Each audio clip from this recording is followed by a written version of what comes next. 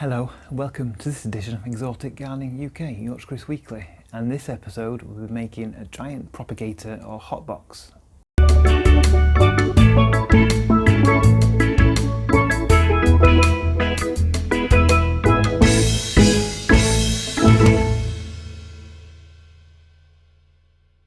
Thank you for choosing to watch this episode.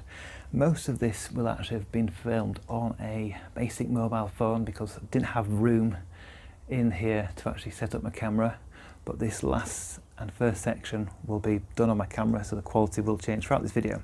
Anyway, on with the video. So to make my hot box, I've cleared the back of the greenhouse and then I've basically made a very elementary box out of some timber that's 200 to 220 millimeters tall, and it is about 106 centimeters from the corner coming out, and then long ways it's 2.4 meters, so basically 8 foot by 3.5 foot. And I have just screwed it in the corners, so very basic carpentry.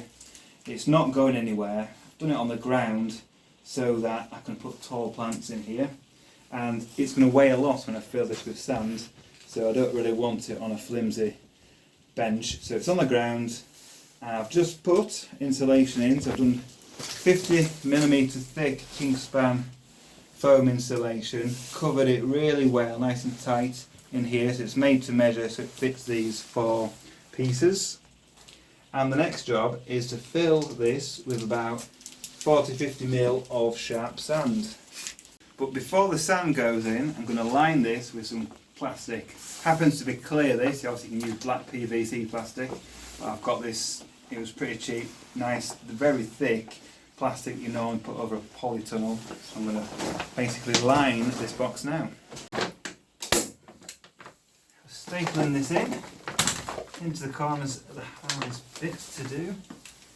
I'm just trying to make it so the plastic stays in place. So I've stapled the corners in here, so the plastic covers all the base and the sides. Obviously it's quite rough at the moment around the edges, and I'll cut off the excess plastic, but before I do that I'm going to put lots and lots of sharp sand in here, and then once that's weighed down we'll get the heating cable in, more sand on top, and then trim around the sides. So we've laid out all the heating cable now, and we've been very careful that it doesn't actually cross over each other, because that can do obviously very hot points and burn out the cable. So you can meant to keep it about sort of 8 to 10 centimeters apart, but you can have it closer than that if you want it to be a warmer bed.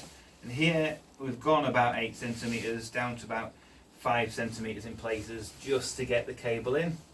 It's important to use all the cable within the area, not any coming out. And in this corner, if we have a look down here, I have drilled a hole through the wood and the plastic and fed the cable all the way through. And then this part of the cable is, well, from this red mark, this is just cold cable to connect to the power source. So I have got a little bit left over here.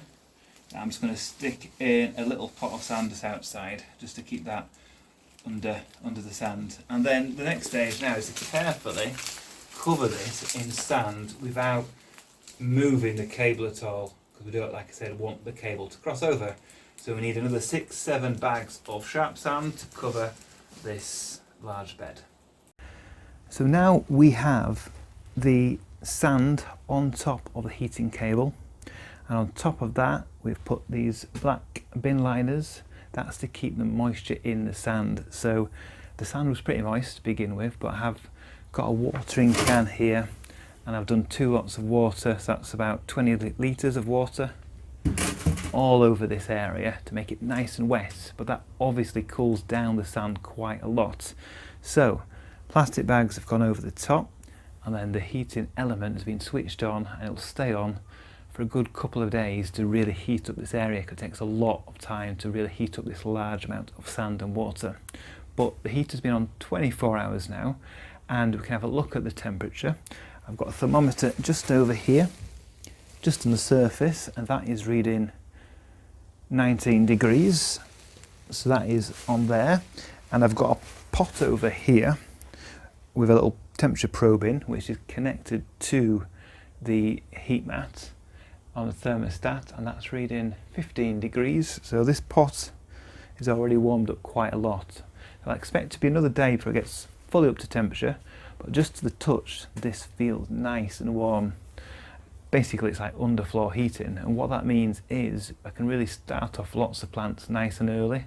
I can get propagation, rooting happening, I can get seed propagation occurring as well, and it's a large area, and already I've got a few things just started on. So I've put my Vitapod propagator lids over here and lots of plants in there, and that is nice and toasty in there because it's keeping the heat in.